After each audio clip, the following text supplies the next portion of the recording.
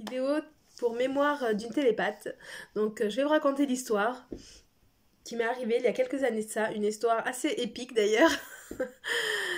Donc un grand gaillard arrive dans le cabinet et donc moi j'étais télépathe et donc il raconte son histoire à l'opératrice et il dit c'était un très très grand magnétiseur très connu avec beaucoup de pouvoir, beaucoup de clientèle, enfin voilà, pour prendre rendez-vous avec lui c'était presque sur 1 an et demi.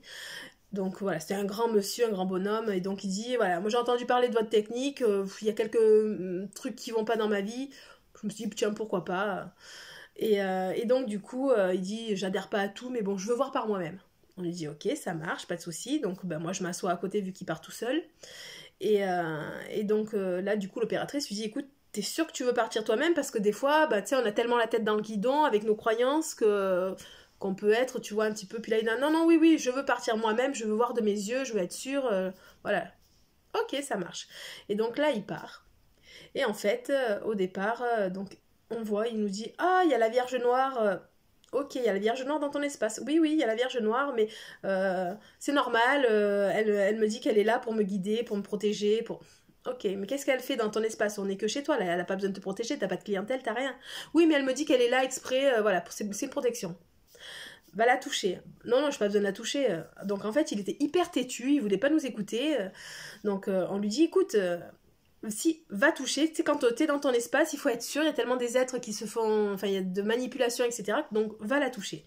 Et donc là, il nous dit, non, non, elle me dit que j'ai pas le droit de la toucher, enfin voilà, donc elle lui sert tout un baratin qui croit.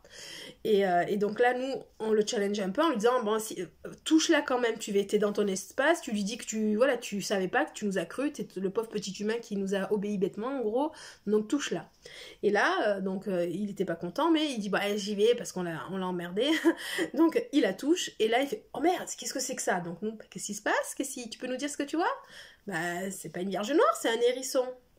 Ok, demande-lui ce qu'il fait là. Qu'est-ce qu'il fout dans ton espace, cet hérisson? Bah non, il veut pas, il s'en va.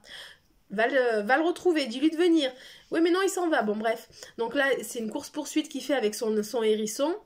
Et puis là, d'un coup, il nous dit, non, c'est bizarre, là, il y a de nouveau une dame, on est comme dans une grotte et il y a une dame. Qu'est-ce que fout cette dame? Donc, en fait, il a été baladé comme ça, avec des êtres, des machins qui disparaissaient, qui se remettaient, et puis lui qui voulait en faire qu'à sa tête. Et en fait, au bout d'un moment, on lui dit, écoute, c'est simple, là, je sais pas, quand on est en hypnose, on se rend pas compte du temps qui passe. Une session, nous, à l'époque, ça durait dans les 2 heures, voire même plus, selon les cas. Et donc du coup, on lui dit, écoute, en fait, sans t'en rendre compte, tu viens de gaspiller plus de 3/4 d'heure de ton temps. Et lui, il était là, oh, mais non, mais ça fait pas 5 minutes. Non, ça fait 3/4 d'heure qui te balade exprès pour pas que justement tu les dégages. Donc, est-ce que tu veux continuer comme ça à te balader au final et pas avoir de réponse, ou est-ce que tu veux qu'Aurore parte? Donc du coup, il m'a dit, bon oui, ok, c'est vrai qu'il y a des trucs bizarres, pas nets, qu'est-ce que ça fout dans mon espace, quoi. Donc ok, Aurore, bah vas-y, de toute façon, j'ai vu, je sais qu'il y a des... Je sais pas ce que c'est, mais je sais qu'il y a des trucs. Donc je prends sa place sur la table, lui se met sur le côté, et donc là, l'opératrice me dit, écoute Aurore, vas-y, connecte-toi à son âme. Et là, quand je me connecte à son âme, je la vois, et puis là, d'un coup, tout autour d'elle, comme ça, là, comme une image, comme un truc qui tourne tout autour d'elle, je vois en fait des espèces de chevaliers qui se mettent tout autour à l'encercler, comme ça, jusqu'en haut.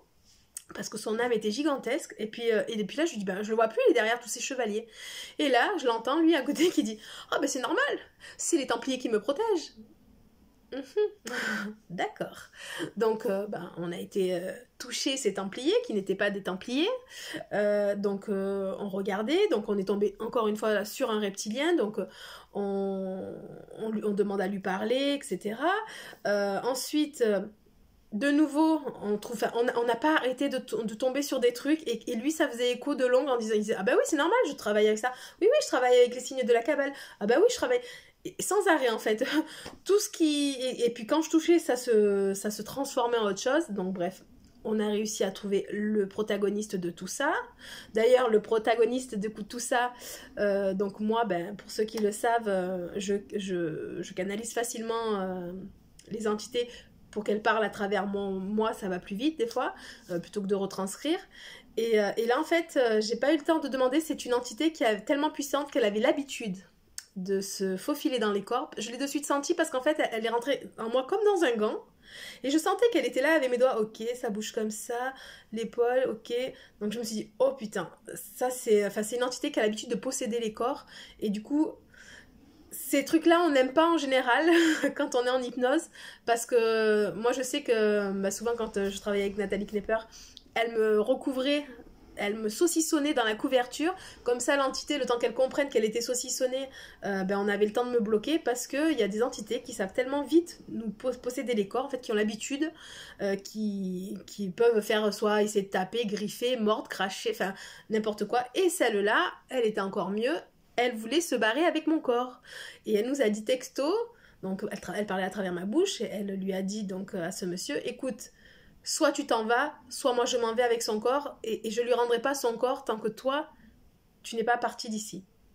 Et donc là, l'entité qui commence à se lever avec mon corps pour partir, donc Nathalie qui me maintient, le monsieur qui me maintient, mais l'entité a une puissance phénoménale. Moi, à l'époque, je faisais la moitié de mon poids actuel, donc j'étais une cacahuète. Le monsieur, en fait, il a dû monter sur la table pour me maintenir fermement à la table pour pas que je parte. Et on a réussi, donc du coup, moi j'ai réussi à re-rentrer dans mon corps, à l'éjecter, à re-rentrer. Le monsieur a réussi, enfin l'âme du monsieur a réussi à comprendre tout ce qui se passait dans son espace, a repris tout son plein pouvoir, et du coup, enfin voilà, l'histoire s'est réglée. Et ce que je voulais vous dire avec ça, c'est que parfois, même si on fait l'hypnose, c'est tellement plus facile des fois pour certaines personnes de rester avec ces entités plutôt que d'être libre et d'agir avec son plein pouvoir, qu'en fait, ce monsieur qui était hyper puissant et qu'en fait on a bien vu que les entités, c'était pas grâce à ces entités qui soignaient les personnes, qui faisaient des miracles, qui faisaient des trucs de fou, c'était grâce à son pouvoir personnel. Et les entités, en fait, elles filtraient son pouvoir personnel, elles y en redonnaient un petit peu lorsqu'il faisait ses soins, mais elle captait, elle pompait les trois quarts.